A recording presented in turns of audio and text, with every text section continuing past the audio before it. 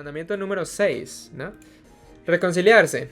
Oístes que fue dicho a los antiguos, no matarás, y cualquiera que matare será culpable de juicio. Pero yo os digo que cualquiera que se enoje contra su hermano será culpable de juicio, y cualquiera que diga necio a su hermano será culpable ante el concilio, y cualquiera que le diga fatuo quedará expuesto al infierno de fuego. Por tanto, si traes tu ofrenda al altar, y allí te acuerdas de que tu hermano tiene algo contra ti, deja allí tu ofrenda delante del altar y anda y reconcíliate, primero con tu hermano, y entonces ven y presenta tu ofrenda. Ponte de acuerdo con tu adversario pronto, entre tanto que estás con él en el camino, no sea que el adversario te entregue al juez y el juez al alguacil y seas echado en la cárcel. De cierto te digo que no saldrás de allí hasta que pagues el último cuadrante, ¿no? Básicamente este mandamiento tiene muchos conceptos bastante antiguillos, ¿no? Oíste que fue dicho a los antiguos. ¿Quiénes son los antiguos? Los antiguos son rabinos. No se refiere bajo ningún concepto, y es un error muy común pensar que antiguo significa Antiguo Testamento, o profetas, o Moisés, o los intérpretes de la ley de Moisés. No, se refiere a rabinos, personas que viven alrededor de esto. Y Cristo está citando la Mishnah. ¿Y qué dice la Mishnah? La Mishnah, ahorita vamos a ver lo que dice la Mishnah. Pero si ustedes buscan en el Antiguo Testamento, no matarás, y cualquiera que matare será culpable de juicio, ustedes no lo van a hallar, al menos no de esta forma. Ni en la Vulgata, ni en la Septuaginta, ni en ninguna versión similar. Hay algún que otro concepto que de aquí se desprende, pero no van a encontrar la cita textual, ¿no?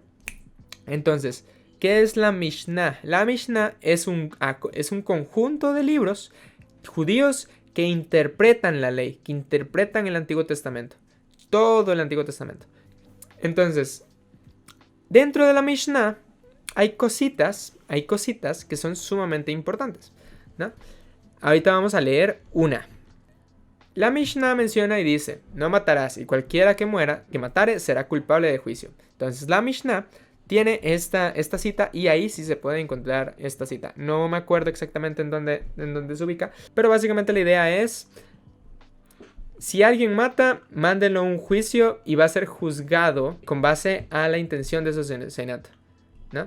Pero tenía un serio problema.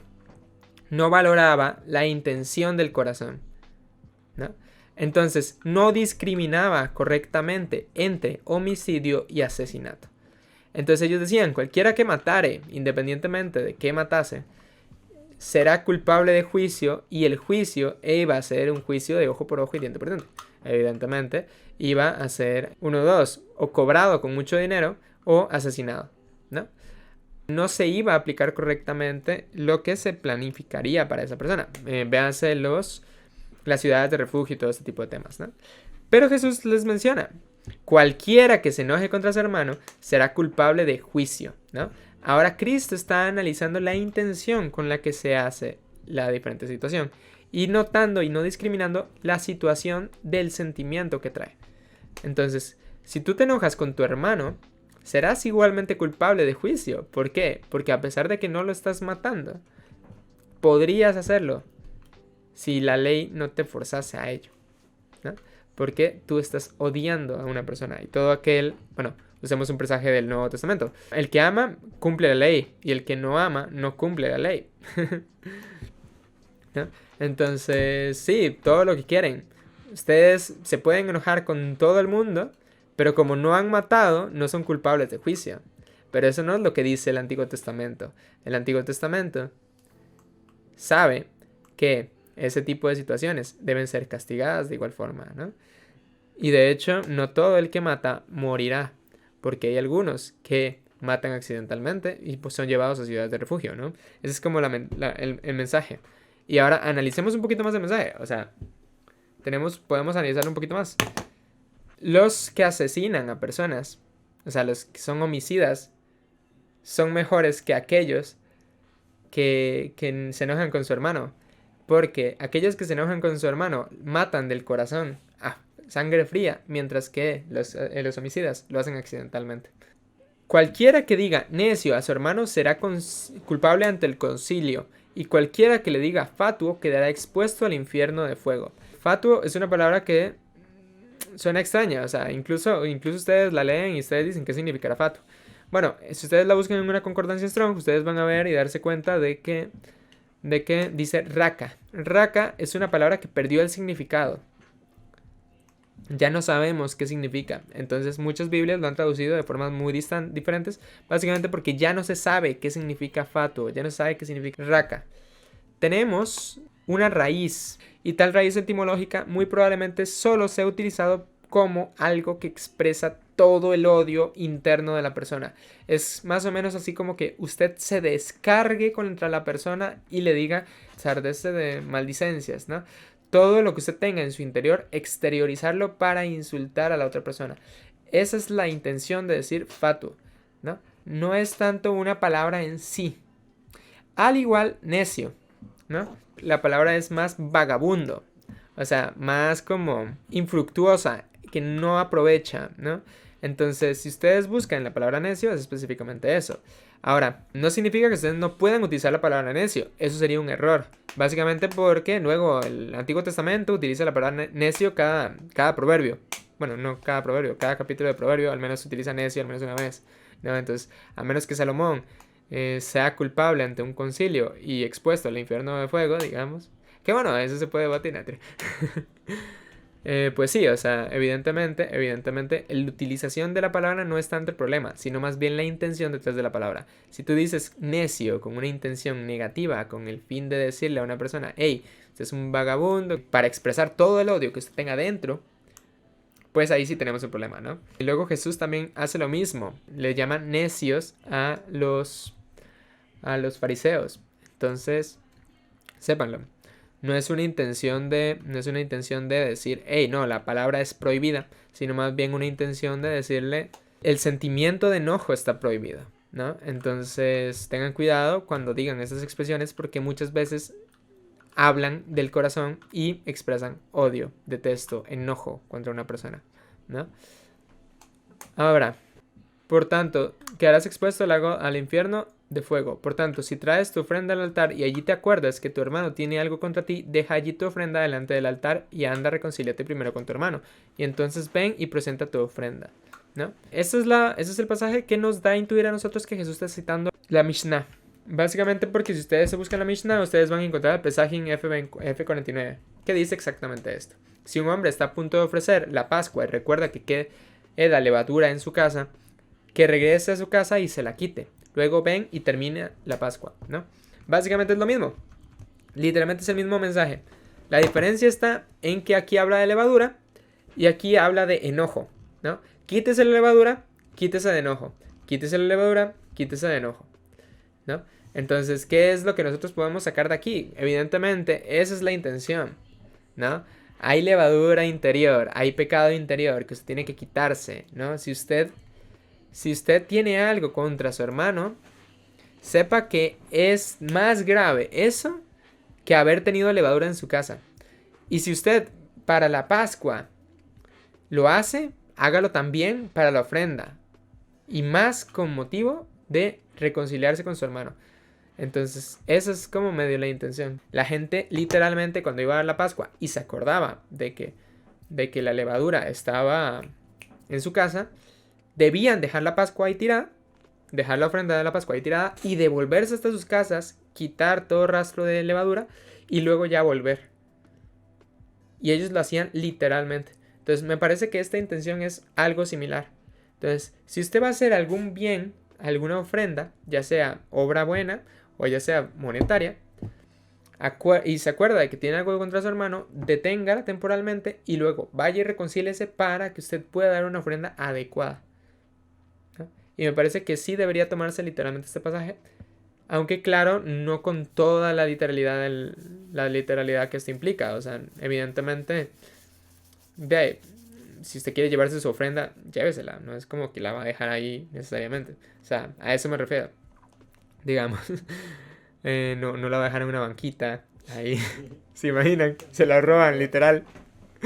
O sea, la idea es literal. Quizás el procedimiento no se debería tomar como exactamente literal.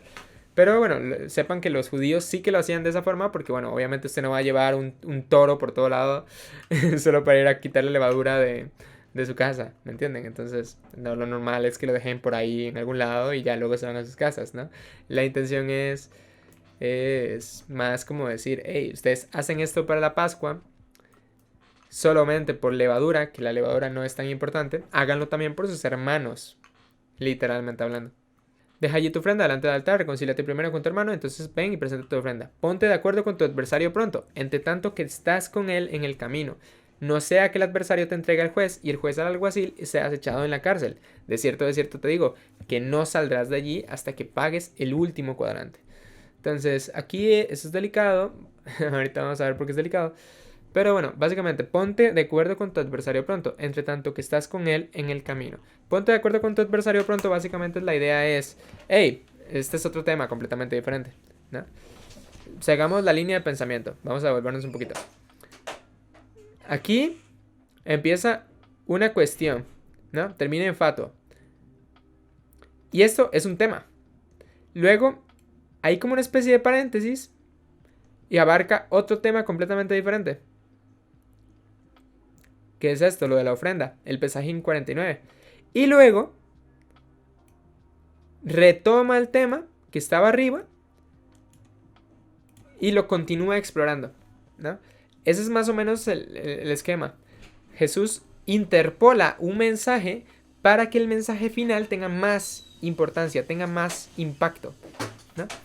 Ahora, esta es una técnica muy utilizada en predicaciones, por si algún día la quieren imitar, es muy buena. Ponte de acuerdo con tu adversario pronto, entre tanto que estás con él y con él en el camino. Básicamente eso significa de que, bueno, ustedes saben, son llevados al alguacil y en lo que lo atrapan y lo llevan al alguacil va a pasar un tiempo.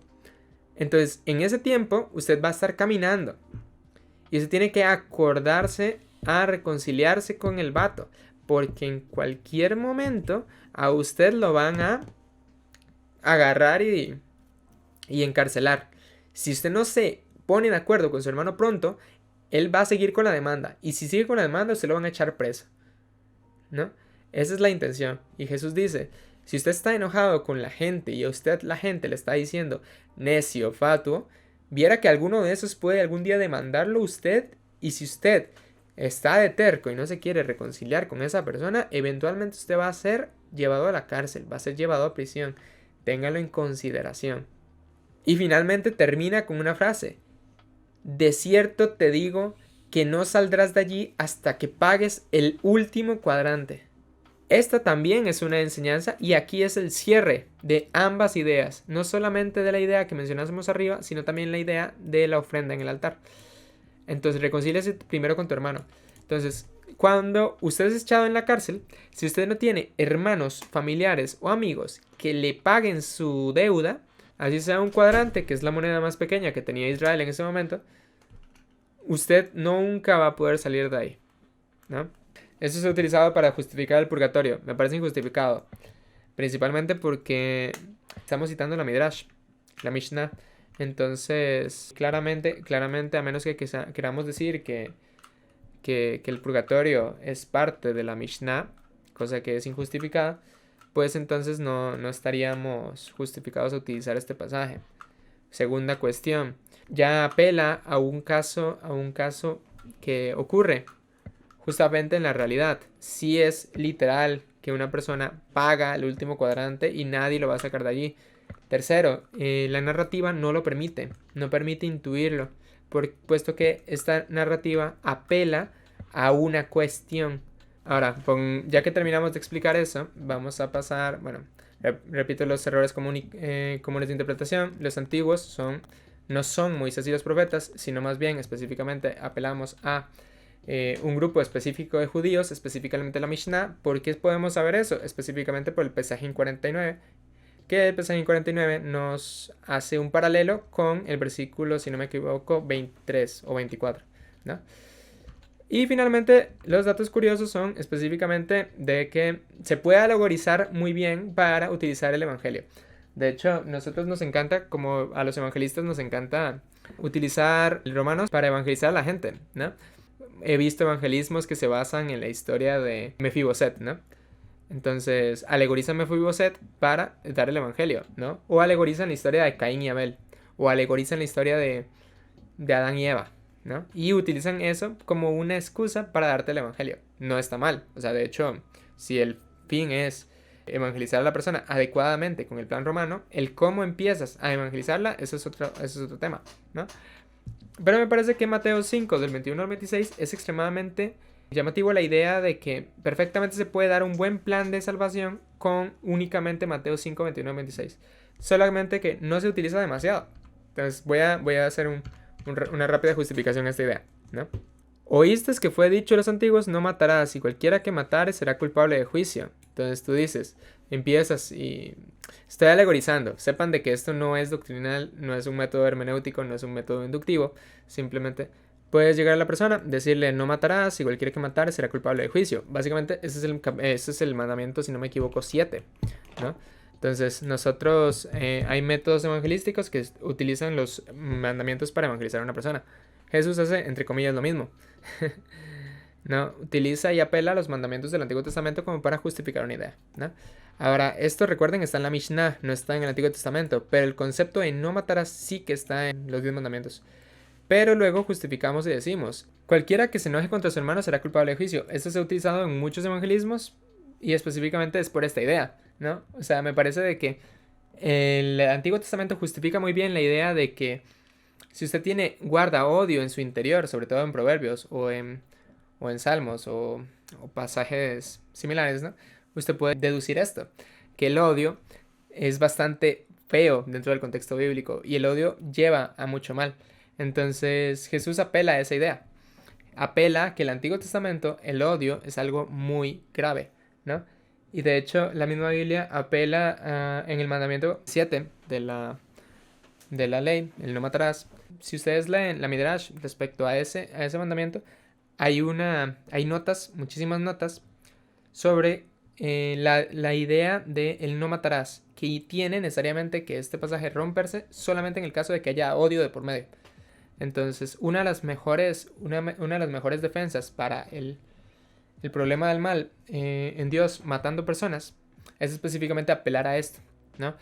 Dios no lo hace por una intención matar por enojo, sino más bien con una intención de matar por justicia, ¿no? Entonces no entra dentro de romper el mandamiento 7, puesto que específicamente no hay un enojo de por medio, ¿no?